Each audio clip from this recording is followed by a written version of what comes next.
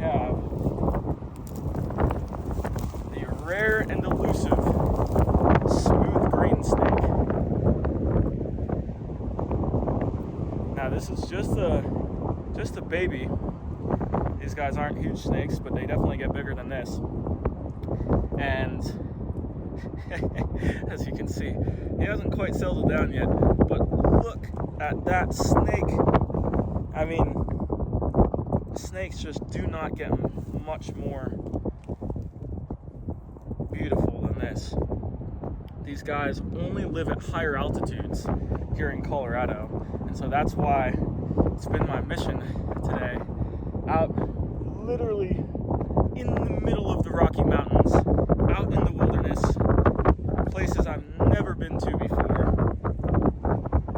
Blood on my hands from the rocks out here, but we've succeeded, and we have the second smooth green snake I've ever seen in my life, despite growing up in Colorado. I only have ever seen one of these guys before, and it was actually where I grew up catching snakes, in the mountains.